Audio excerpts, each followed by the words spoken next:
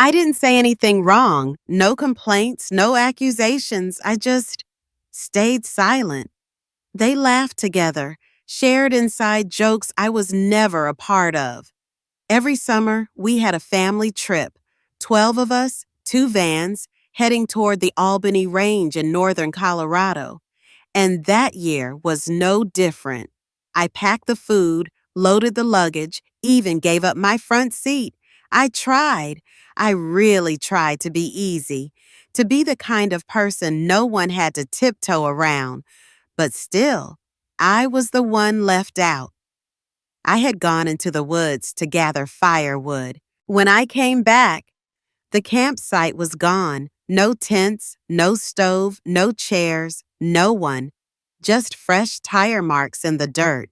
And a note pinned under a rock, scrawled in black marker.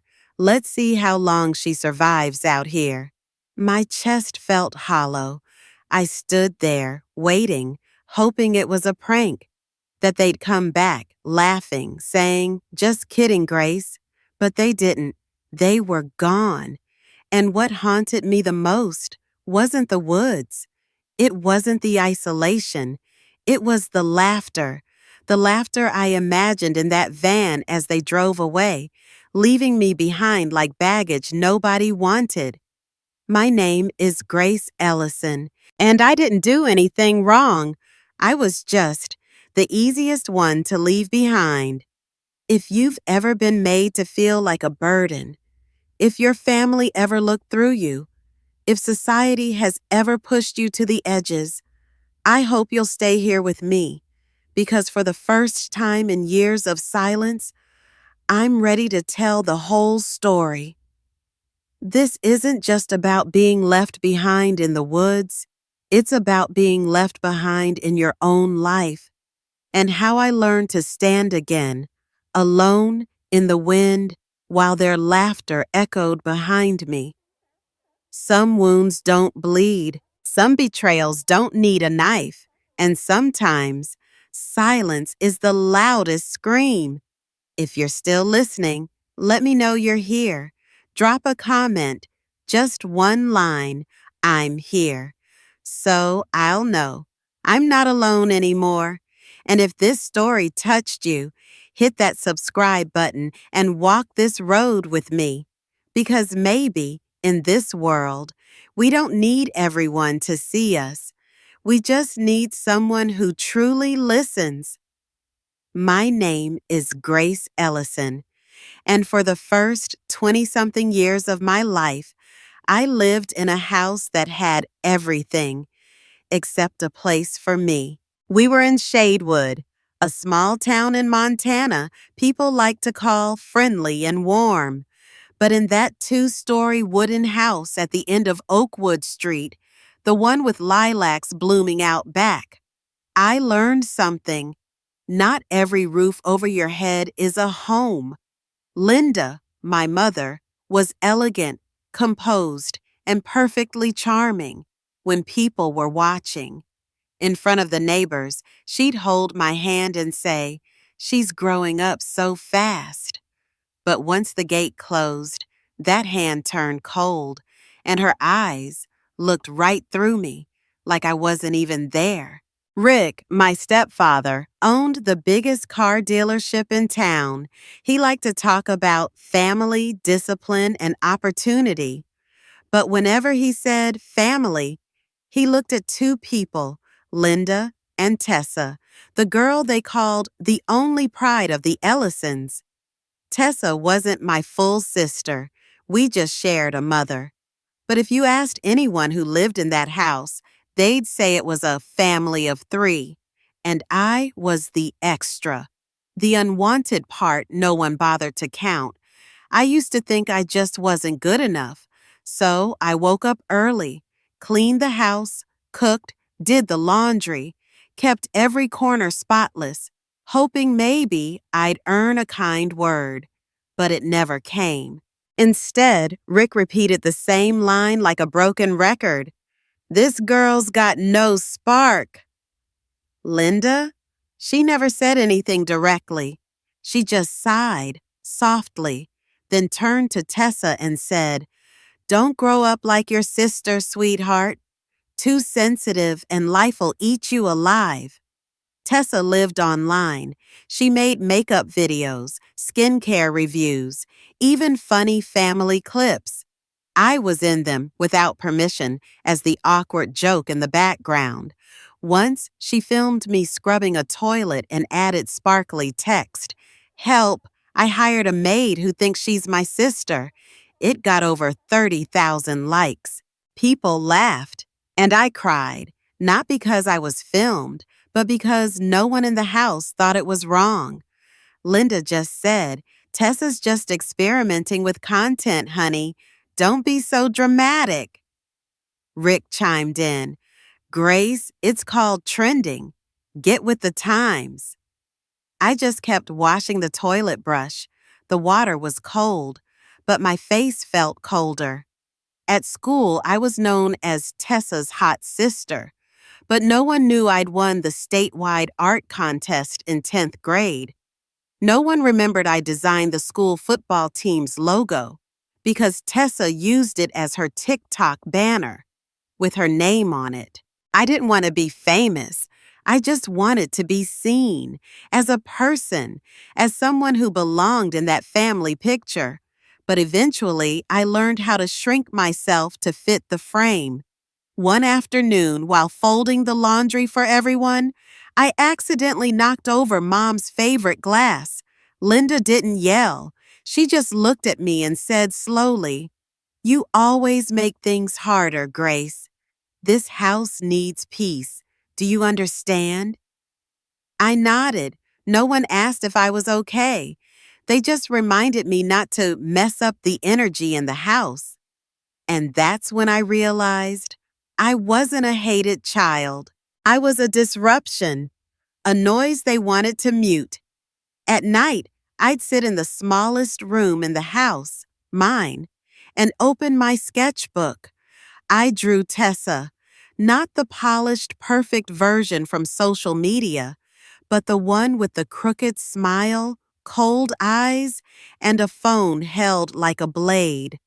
I drew Linda, not as a loving mother, but as a shadow behind a door, gazing at her older daughter like she was inspecting a flawed item.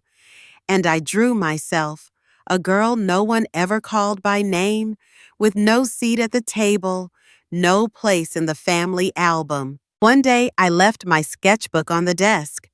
Tessa found it. She took a picture, and 2 days later, my drawing appeared in her new video. Captioned, "When your sister thinks she's Van Gogh, but ends up looking like trauma art." 42,000 shares, hundreds of laughing emojis. How many people stood up for me? None. That night, I locked my door, didn't turn on the lights, just sat in the dark and thought, if I disappeared, how long would it take for them to notice? I wasn't a victim of physical abuse. I was a casualty of intentional neglect. They didn't hit me. They didn't scream at me. They just ignored me every single day until I almost believed I was nothing worth remembering. That night, I wasn't expecting to find anything. I was just reorganizing the old linen closet in the hallway, the one no one touched unless winter hit and the heater broke down again. The house was silent. Linda and Rick had gone to bed. Tessa was live streaming in her room, her laughter echoing through the wall like a whole other universe, one I was never invited into. I pulled out a pile of old blankets, and a stack of papers fell to the floor. An old envelope slid out, landing face down. I picked it up. It was yellowed with age, the edges frayed, and it smelled like a mix of mildew and stale cigarette smoke. Inside was a single photograph. A man, maybe in his mid-30s, dark hair, deep eyes, a gentle smile like the last bit of sunlight brushing someone's cheek, and sitting in his lap, a little girl, 4 or 5 years old, brown curls, scraped knees clinging tightly to his shirt. It was me, no doubt. I remembered scraping my knees that day. I remembered the little white daisy he picked for me by the roadside. I flipped the photo over, and there it was, a line of handwriting, neat, careful, and cold, like a needle through the heart. Don't let her become like him. I froze. I recognized the handwriting, Linda's, my mother's. She had written it, like a note, a warning, a verdict, about the man I had almost forgotten, the man who used to be my father, the man who had long since been reduced to labels like that guy, the one who left, just a shadow. I brought the photo back to my room, my heart pounding like stones falling into my chest. I sat on the floor under the soft glow of my nightlight and stared at the picture. For the first time in years, I saw that man, not through Linda's bitter words, not through Rick's tight-lipped silence, but with my own eyes. He didn't look like someone who had abandoned me. He didn't look like a failure. He looked kind, as if in that moment his only concern in the world was me. And then a question formed, as clear as a knock at the door in the middle of the night. What was Mom so afraid of me becoming? Was it because he was weak?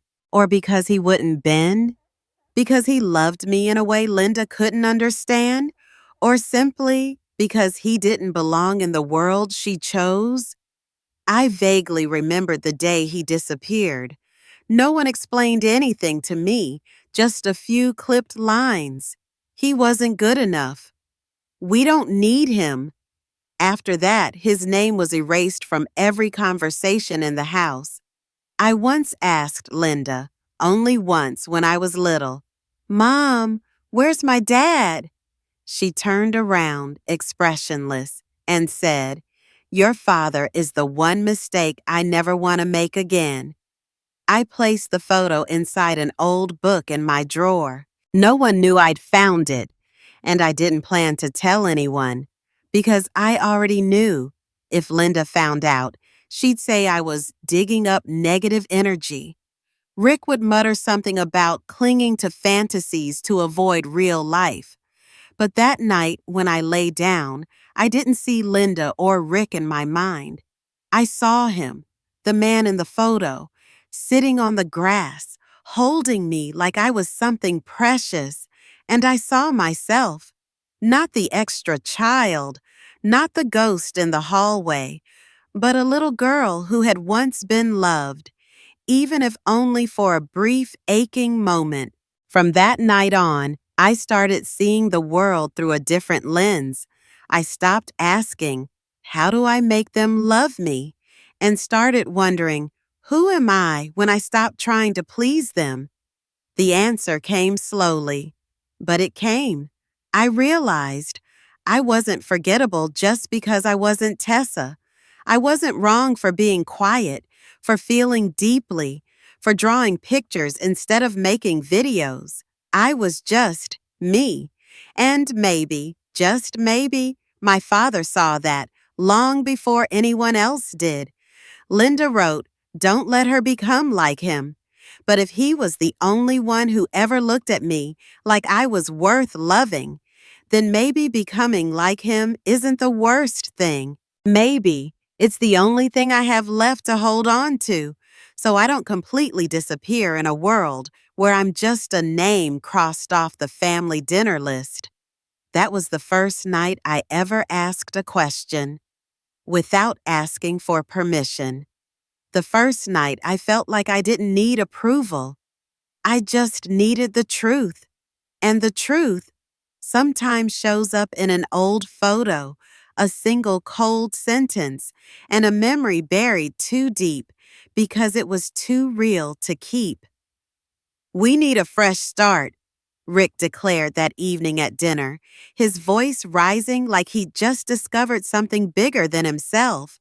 Linda nodded immediately, without even asking what he meant. And Tessa, as usual, just raised an eyebrow, smirked, and kept scrolling through her phone. She didn't look up until Rick added, 3 days in nature? No phones, no Wi-Fi, just family, and a chance to heal. I set my fork down. Quiet, still. I didn't need them to spell it out. I already knew what was hiding behind those 2 words, a chance to heal. I waited for Linda to say, Grace doesn't have to come if she doesn't want to. I waited for Tessa to toss out some sarcastic joke so I'd have an excuse to opt out. But Linda just picked up her wine glass, eyes unfocused, and said, Stop being selfish, Grace. Tessa really wants this trip. I laughed to myself. Tessa had literally just grimaced and muttered, Ew, camping? Not 10 seconds earlier. But now that Rick mentioned family vlog content and inspirational healing journey, she suddenly transformed into the poster child for rebuilding broken bonds. I wasn't allowed to say no because saying no meant I was disrupting the family energy, ruining their effort to reconnect, playing the victim again. We left Shadewood early Friday morning. Rick drove. Tessa rode shotgun, live streaming the forest scenery ahead, occasionally flipping the camera back to me, with lines like, Pray for my sister, guys. No TikTok for 72 hours. We might lose her out here. Linda sat beside me in the back seat. I glanced at her through the window. She stared outside, book in hand, but she never turned a single page. Our eyes met briefly in the rearview mirror. She looked away immediately. We arrived late afternoon, a small ridge in the Cedar Range. The grass reached our knees. No cell signal, no other people in sight. Rick leapt out of the van like the host of some survival reality show. Tessa filmed everything, sighing dramatically, but her eyes sparkled with visions of raw nature content. I pulled out the tents, along with 3 heavy bags no one else bothered to touch. No thanks, no glance, just Rick pointing. Set the tents up over there. Tessa doesn't like trees too close. I pitched both tents by myself. While tying the last line, Tessa strolled over, phone in hand. Camping challenge. First-time hiker tries to survive the mountains, starring my sister. I didn't respond. I drove the stake into the ground hard, not out of anger, but because if I didn't, my hands might have started to shake. That night, I cooked dinner on a small gas stove. Spicy bean chili, a recipe I'd learned from a college friend. The only dish I knew that made stomachs growl just from the smell. Tessa turned away from the pot, facing her camera. Camp Chef vibes, featuring beans and emotional damage. But hey, still kinda aesthetic? Rick laughed, slapped his knee like it was the best joke he'd heard all year. Linda didn't eat. She took 1 spoonful, then set the bowl down and said, Tastes a bit salty, honey, but that's okay. I could use less anyway. I stirred the pot again, not to check the flavor, but to stop the tears rising in my throat. Later, while everyone gathered around the fire, I washed dishes by myself, far from the group. No one asked me to share a story. No one asked how I felt. Only orders. Grab more water. Fold the chairs. Don't block the camera light. Rick wrapped up some memory from his childhood, one I'd never heard before, then stood stretched dramatically like he was about to deliver a sermon. He looked right at me and said, We need more firewood. Grace, go get some. That open patch behind the slope, just 15 minutes. I froze, pitch black, no lights, no people, just me, and the sound of wind tearing through pine branches. I turned to Linda. She didn't look at me. Her fingers turned her wedding ring slowly, eyes locked on the fire. Go on, Rick said, voice lower now, almost like a dare. Let's see if you can at least handle this. I didn't argue, not because I was weak, but because I knew any reaction from me, anger, fear, even a reasonable excuse, would be twisted into defiance, sabotage, or attention seeking. I grabbed the flashlight and stepped into the woods. The chill climbed down my spine, jacket and all. The wind hissed in my ear like a warning. They don't need you. They just needed a reason to push you a little further out. I gathered a few dry branches. Didn't stay long. When I came back, the campsite was gone. No tents, no stove, no chairs, no one. Just fresh tire tracks in the dirt and a note, pinned down with a rock, scrawled in thick black marker. Let's see how long she survives out here. Right next to the note was Tessa's silver bracelet, the one she hadn't taken off in 5 years. There was no doubt. They'd left, not by accident, not lost, not forgotten, just finally decided to erase the problem from the family picture. I stood there, still clutching the bundle of dry firewood like it could somehow hold me up. In front of me was an empty clearing where the campsite had been. Everything gone. The tents, the folding chairs, the gas stove, even the bag of marshmallows Tessa had joked about the night before. All vanished. All that remained was a folded piece of paper, carefully placed on a flat stone. Next to it, half hidden in the grass, was a silver bracelet with a tiny star charm, Tessa's, the one she hadn't taken off in 4 years. I knew instantly this wasn't a mistake, not an accident, not some twisted life lesson. They had left me, and they wanted me to know it. I unfolded the note. The handwriting was familiar, messy, slanted, but full of intention. Let's see how long she survives out here. I wasn't shocked. I wasn't even angry, just hollow. The only thing left was the sound of wind threading through the pines and the cold slipping through the seams of my sweatshirt, damp with early dew. I sank down beside the rock, my back resting against a rotting tree trunk, not because I was weak, but because I honestly didn't know what reason I had left to stand. I looked around. No firelight, no voices, no one coming out of the bushes laughing. Just kidding, we were testing you. They were gone, and they hadn't looked back. I used to think if I just tried hard enough, cleaned the house, stayed quiet, didn't ask for much, I'd at least earn a place.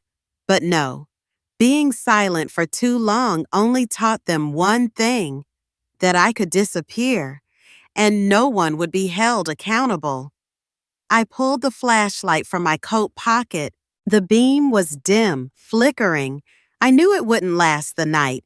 I gathered a few remaining dry branches, stacked them in a small pile, and curled up beside it.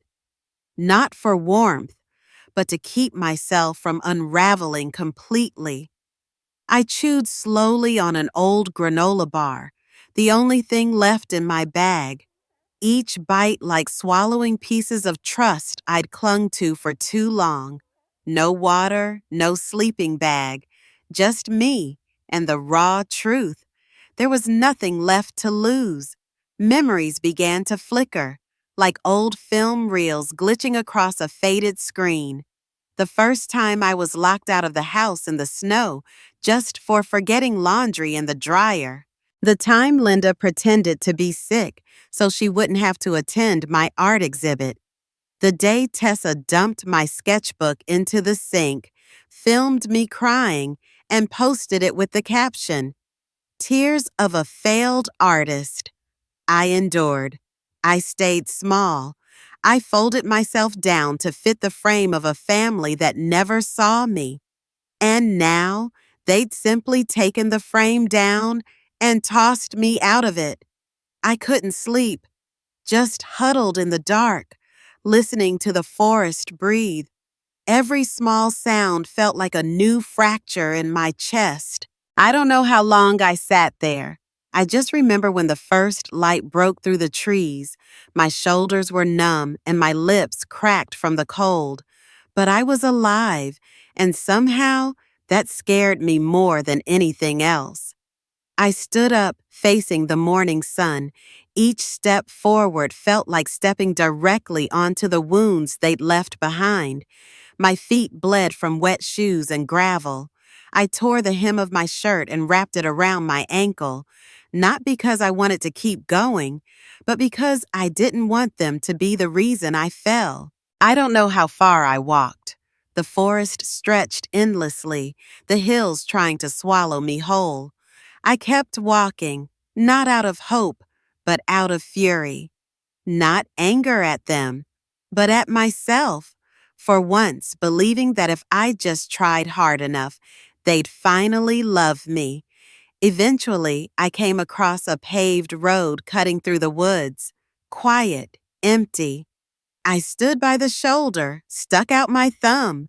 The first time in my life I ever asked for something without feeling ashamed. Cars passed. None stopped. Then an old rusted pickup slowed down. The driver was a man in his 60s, faded ball cap, kind eyes tucked behind white lashes. "You all right?" he asked. I nodded, then shook my head.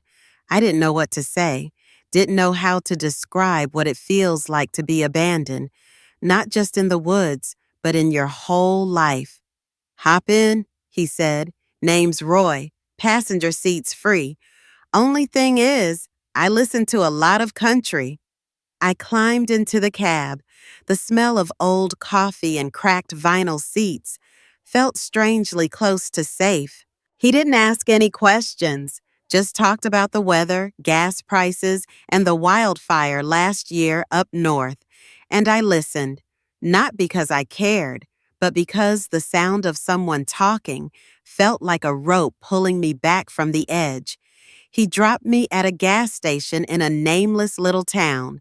I stepped out, body aching, throat raw, mouth dry.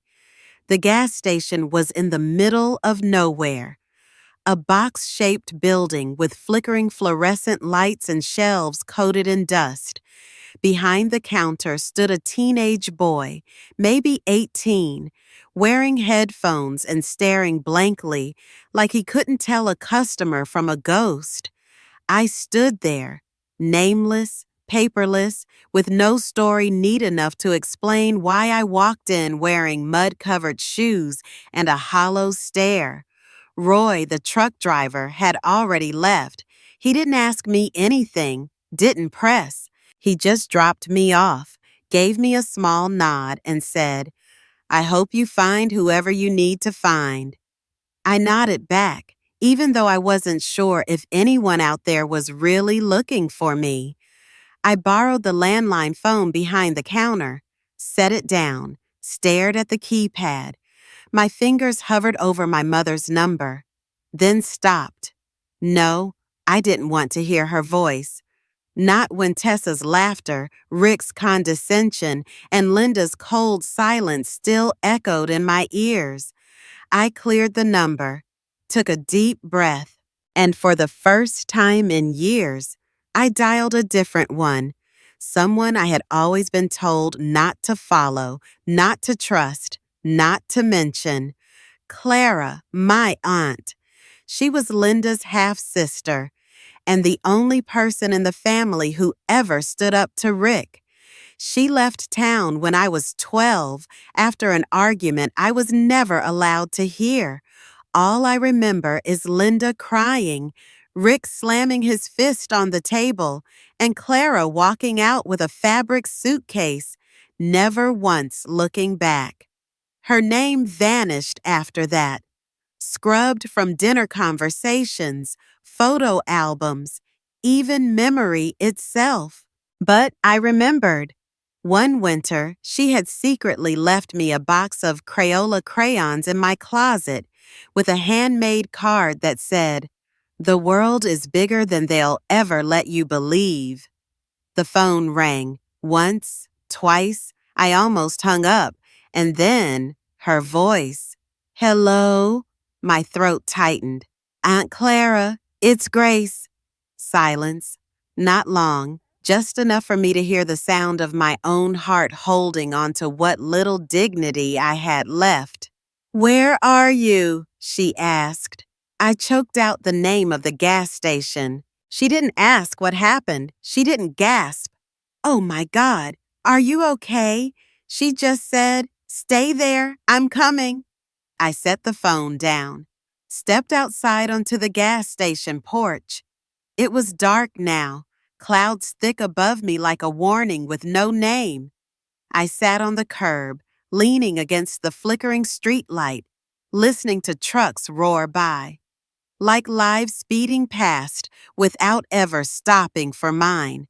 I didn't think, didn't dare to. I let my mind go blank, as if even my brain needed a break from holding me together.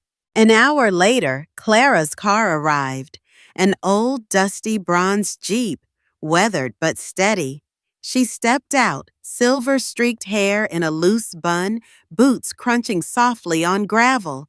She didn't run to hug me, didn't interrogate me. Just opened the passenger door and said, "You hungry?" I nodded. She nodded back. We got in. The drive took 2 hours. I didn't ask where we were going. She didn't explain. No music played, just the hum of the engine and the wind brushing past the windows, a lullaby for forgotten kids. When we arrived, I saw a small wooden cabin nestled in a forest clearing, far from the town, far from anything I'd ever known. Clara called it the escape hatch. Not fancy, not dead quiet, but it's enough for two people to breathe. Inside, it smelled of aged wood, old books, and dried lavender hanging over the fireplace. Two senior cats, named Pickle and Moss, looked at me with the kind of eyes that didn't judge. Clara made tea, poured it into a chipped ceramic mug, and placed it in front of me. "You don't have to talk about anything," she said. "If you ever want to, you can. If not, that's okay too." I looked at the mug, steam curled upward like mist. I'd waited so long just to have someone not force me to speak. That night, I lay on a thickly blanketed couch, staring at the pine wood ceiling. Outside the window, the forest was pitch black. No voices, no threats, no tension, but I didn't feel afraid. For the first time in years, I didn't feel like I was sleeping in a war zone. I thought of Linda, probably sitting at the dinner table, performing the role of a grieving mother in the story they were crafting. I thought of Rick, maybe laughing, drinking a beer, telling people I'd run off with some guy. I thought of Tessa, live streaming, fake tears in her eyes, milking sympathy from thousands of strangers. And I thought about the fact that I didn't call any of them. I called the only person who had ever walked away to keep her soul intact. The next morning, Clara handed me a piece of paper, a handwritten list of small shops in the nearby town looking for part-time help. "This isn't a spa," she said, "but work sometimes heals faster than pity." I nodded for the first time in months, maybe years. Someone looked at me without pity, without judgment. I started working at a small organic grocery, greeting tourists, running the register, wiping down wooden shelves. No one laughed when I spoke. No one secretly filmed me for the internet. And every time I came home, Clara had a mug of honey lemon water, a slice of toast, and silence, the peaceful kind. I didn't know what would come next. I had no plan, no road map, no bright future to aim for, but I had a roof. Someone who said my name without a question mark at the end. And one night, as I stepped onto the porch and looked up at the star-filled sky, I thought to myself, if this is a beginning, then I'm okay never needing an end. Oregon didn't welcome me with fireworks or sweet promises. It came with cold morning mist, the sharp scent of pine whenever the wind passed through the hills, and a silence I hadn't realized I'd forgotten how to live with. Clara called this place where the wind stops carrying other people's voices and finally lets you hear your own. I didn't understand it at first. Not until I'd lived here long enough to realize that silence isn't always loneliness. Sometimes it's survival. Clara's little cabin was nestled deep in the forest, near the town of Bend, just modern enough to function, just old enough that no one was in a rush.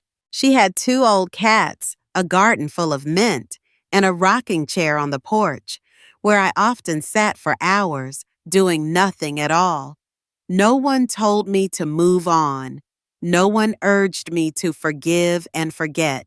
No one asked, "Are you better yet?"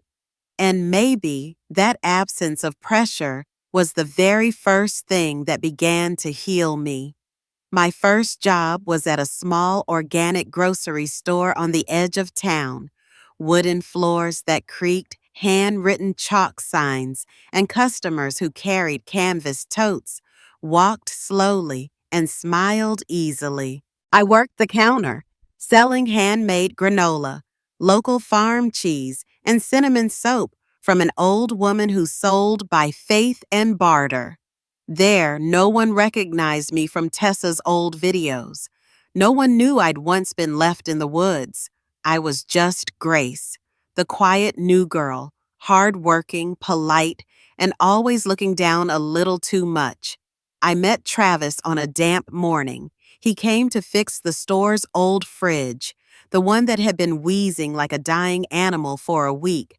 Travis didn't talk much. Broad shoulders, faded flannel shirt, muddy boots, and a gaze that neither avoided nor inspected.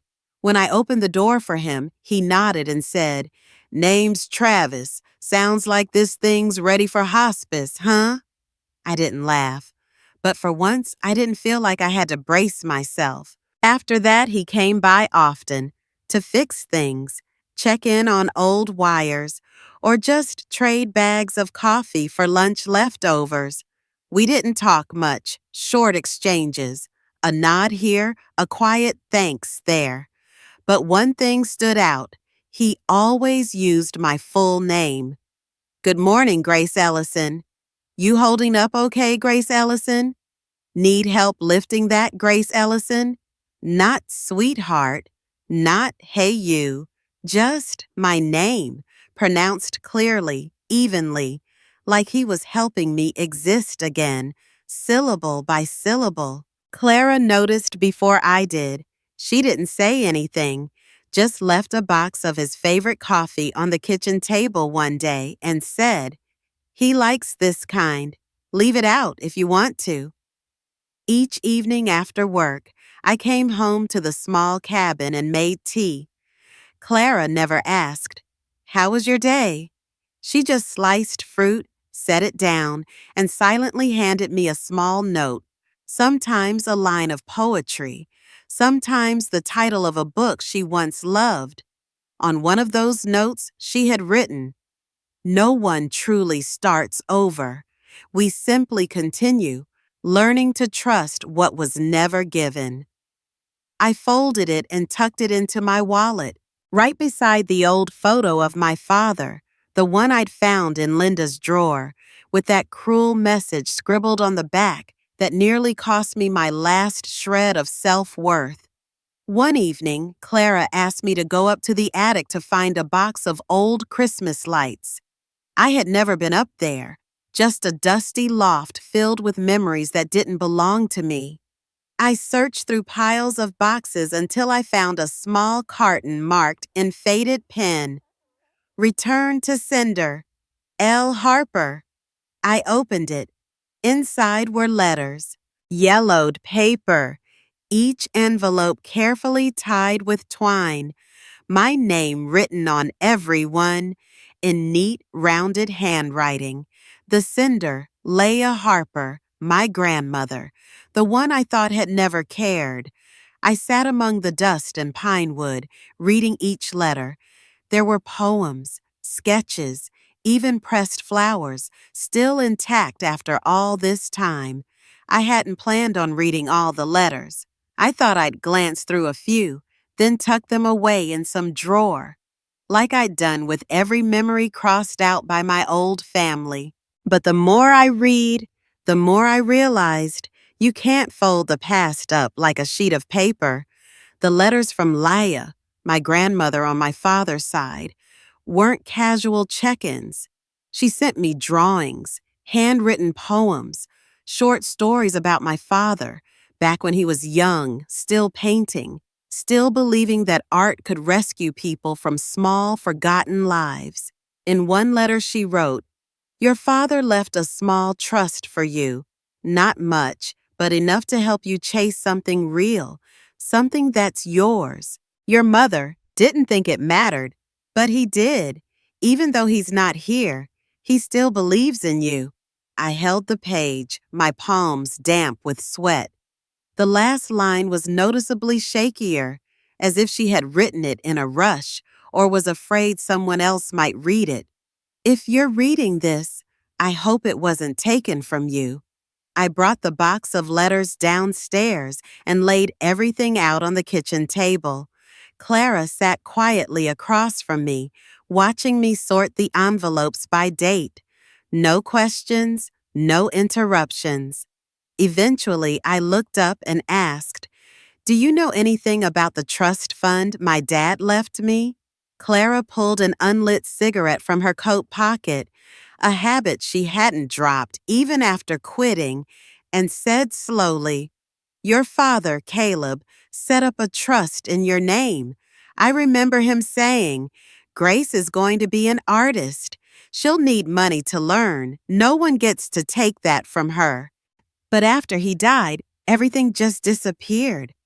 I stared at her. "What do you mean disappeared?"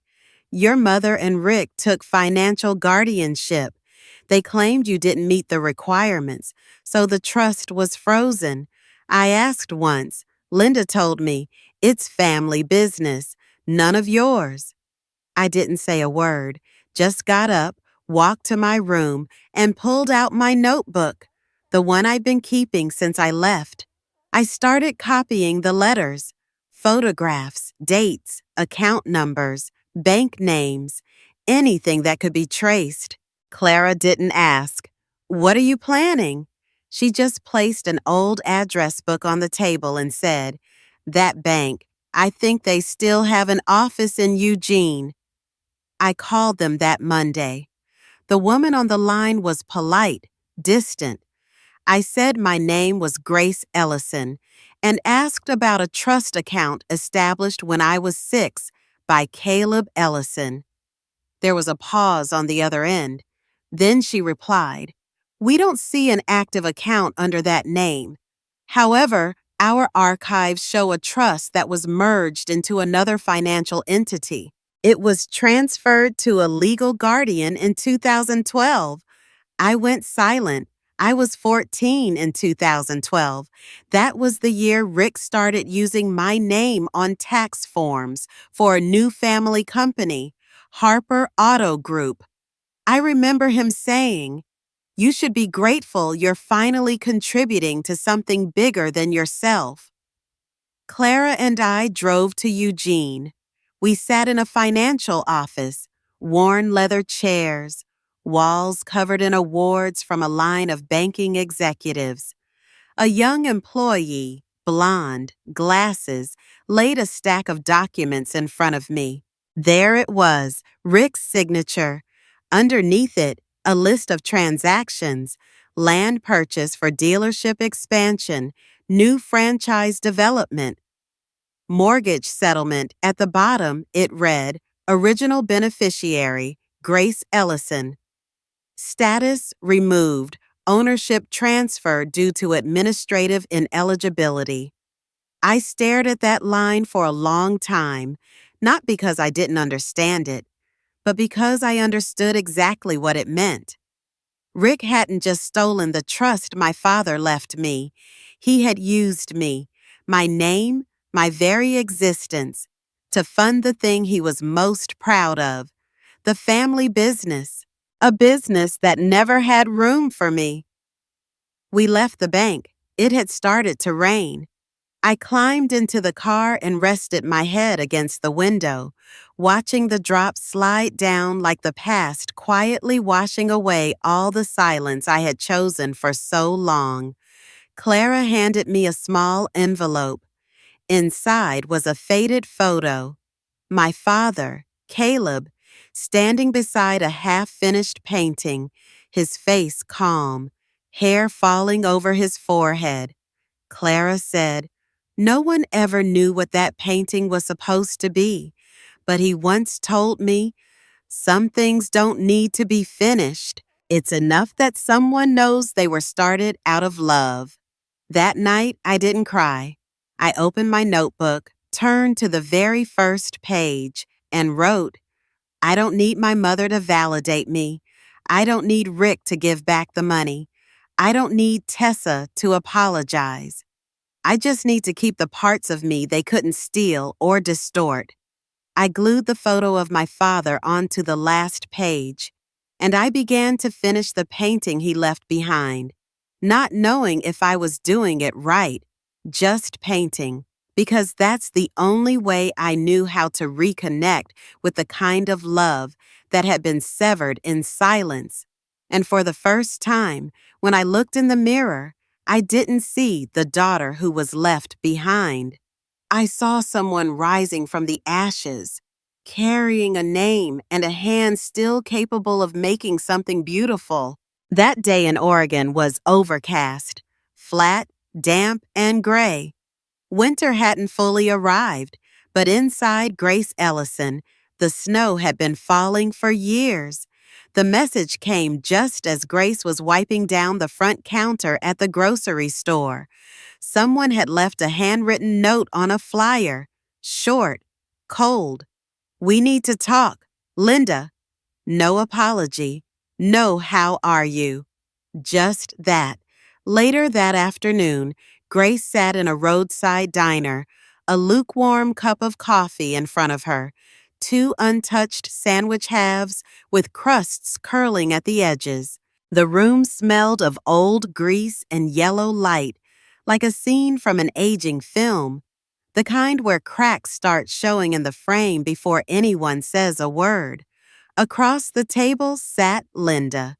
Rick pretended to fiddle with a cigarette he wasn't allowed to light, and Tessa, her sister, wore sunglasses indoors, even though the sky was gray. All three of them looked at Grace like she was a walking ATM. Rick spoke first. Grace, the family's having a tough time right now. You already got the money from the trust, so maybe you could. She didn't let him finish. Grace reached into her handbag and pulled out a small check. She slid it across the table. It read, $26.75 bus fare. That, she said, was the price of the ticket the day you left me in the woods. Linda's eyes welled with tears. Is this revenge? After all, we're still family. Grace met her eyes, calm, steady. Family? She echoed. The only thing you ever wrote me in 20 years was a note you left on a rock, mocking me while you drove away. She said it softly, without anger, just truth. You made your choice. Now let me make mine. Then she stood, walked out of the diner. Behind her, she left a silence louder than any scream, a silence full of people who had always assumed they would be forgiven. Outside, the snow had begun to fall. Clara was waiting in the car, headlights glowing against the empty road ahead. Grace opened the door and climbed in, never once looking back. Clara said only one thing: "They've seen the truth. The rest is yours to carry forward." Grace nodded, and for the first time in years, she felt it. Not that she was running from the past, but that she was lifting, one by one, the stones that had been buried in her chest. And for the first time, Grace Ellison stepped fully into herself, not needing to be vindicated, not needing to be pitied, not needing anyone's apology, just the truth, seen, acknowledged, and inside her something had ended, not with screaming, but with a silence sharp as glass. I am alive. I know who I am. And this time, no one will make me forget it. When spring returned to Oregon, the last patches of snow melted slowly from the roof of the small house tucked into the hillside. Grace Ellison sat by a half-open window, soft light glinting off the half-dried paint strokes in her studio. The scent of oil paint and old pine mixed in the air, something both new and familiar, like her life now. She had bought this house with what remained of the trust her father left behind, money that had been hidden, manipulated, withheld for years by her mother and Rick. But now it was fully hers, a quiet, undeniable marker of her existence. Grace Ellison, no longer hidden, no longer begging for space. The house wasn't big, but it was enough. One half was her painting studio. The other half, a small classroom where she taught young women who, like her, had once been cast aside by their families for being different, for being soft, for simply existing. She called the program The Second Letter, a reminder that no one should be defined by a single rejection, a single moment of being forgotten. Grace didn't advertise. Each month, 3 or 4 girls came, quiet, cautious, but she knew their eyes well, eyes that had been betrayed, erased from family records, shoved out the door like unwanted baggage. Those eyes weren't strangers to her. She had once stared into them in her own reflection for years. These days, her paintings no longer carried the ache they once did. They weren't colored by rage. She didn't need them to be. The same hands that once trembled in the freezing woods now held the brush steady, painting portraits that were both proud and gentle. She no longer painted pain. She painted what she'd always deserved. People started to notice. A few local journalists wrote about her, the young painter who had vanished from her family's map, only to build a life along its outer edge. But Grace wasn't chasing the spotlight. She was chasing sunlight, the kind that filtered through window panes each morning, while Clara, her aunt who had once been shunned by the family, brewed tea and smiled from the kitchen. "You don't need their apology," Clara once said. "You rewrote the story with your own hands." And she had. Linda never called. Rick didn't either. Tessa sent a single email, a long, awkward apology that read like someone else had written it. Grace didn't reply, not out of anger, but because she no longer needed to hear it. Forgiveness, she'd learned, isn't a round-trip ticket. It's a door, one that opens in another direction. Grace chose to live where she could breathe, where her name was spoken without mockery. She chose dinners with 16-year-old girls fresh out of psychiatric care, She painted alongside single mothers who'd been kicked out of their homes. She held exhibitions not in grand galleries, but in small churches, because she understood recognition doesn't come from handshakes and headlines, but from knowing who you are when no one is watching. One day, a girl named Lucy arrived, her eyes swollen from crying. She carried only a backpack. Grace didn't ask why. She simply handed her a clean sweater and an unfinished sketch. "Want to paint with me?" she asked. Lucy nodded, and they sat side by side in the quiet room. No explanations, no labels, just lines, color, and the warmth of hands that hadn't been held in too long. That was how Grace came back to life, not through applause, not though through articles, but through small moments, powerful enough to anchor someone else's soul. That spring, the snow melted in silence, but inside Grace, an entire forest had begun to grow. 3 years after she was left in the forest, Grace Ellison returned, not because someone called her, not out of curiosity, and certainly not to forgive. She came back for one reason: to say goodbye. The forest that day was just as silent as before. No more heavy snow, only layers of damp leaves and wind whispering through the trees. Beneath her feet was the very spot where the nylon tent had once stood, where they told her to rest, then vanished into the night.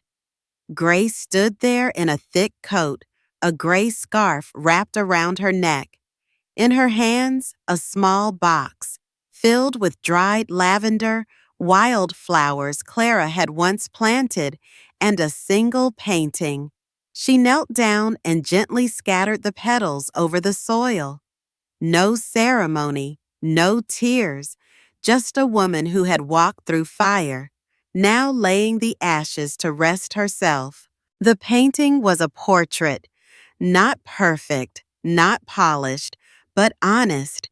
A girl with messy hair, sunken eyes, narrow shoulders, standing alone in the woods, holding a torn piece of paper. But behind her wasn't darkness. There was a pale blue sky and a red dirt path leading out of the frame. It was Grace from 3 years ago. She had painted herself, not to remember, but to release.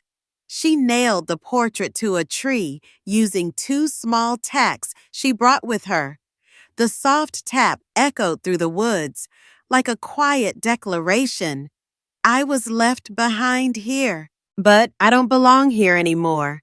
She sat on a nearby rock for a long time, closed her eyes, listened to the wind, remembered that night, the anxious footsteps, the crackling branches under her heels, the fear burning in her chest, and then the crushing silence when no one came back. But it was also here, right here, that she began, that she took her first step, not knowing where it would lead, not knowing if anyone was waiting. She only knew one thing: she couldn't stay. It was the first time in her life she chose herself. 3 months later in Portland, a small gallery called Fracture Lines held a special opening night. In soft lighting and the hum of ambient music, one painting at the center of the room drew every eye. Its title, "No One Chose Me, So I Chose Myself." It was the same portrait. The girl in the woods, quiet, fragile, but her eyes looking toward a place beyond people, beyond approval, toward where she would go next. Below it, a caption in small letters, painted from memory, scattered with flowers never received. Grace didn't stand beside the painting. She stood farther back, next to Clara and a few girls from the second letter program. Someone approached and asked, "Is that you, the girl in the painting?" She smiled, nodded gently. "It was me. but it's not me now. They didn't understand, but they didn't need to, because Grace no longer lived to be understood. She lived to know who she was, to know that she hadn't been chosen, and that it was exactly what taught her how to choose herself, without pleading, without waiting. When the exhibit ended, a little girl tugged at Grace's hand. "I drew a picture of me getting left at school," she said, "but my teacher told me I don't know how to color skin right." Grace knelt down and looked at the drawing. The girl had drawn herself with green skin and fire-red hair. Grace asked, "Is this how you see yourself?" The girl nodded. "Then it's right," Grace said. The girl smiled, a small smile, but the beginning of something different. That night, Grace took the portrait down and brought it home, not to store away, but to hang at the front door. Because from now on, anyone who knocked would be greeted by that image. A girl who had once been left behind, but never let herself get lost. A woman who didn't need anyone to keep her, to remain standing, and who opened her door for those still learning how to choose themselves. If you've ever felt rejected, if you've ever believed you weren't good enough just because no one chose you, this story is for you. Remember, you don't need acceptance to have worth. You don't need someone to love you first, to start loving yourself. Grace chose herself in the moment she was most deeply discarded, and that was when her life began to change. If you see yourself in her journey, leave a comment. Share this story, because sometimes all it takes is one person telling the truth to help someone else start living theirs. And if no one's ever said this to you before, hear it from me now. You are worthy, simply because you exist. If you'd like to walk with us through more stories of healing and quiet strength, hit that subscribe button. Every subscriber is like a silent hand reaching out to someone who's been forgotten. And don't forget to turn on notifications so you never miss a single chapter of rebirth, resilience, and the choice to belong to yourself.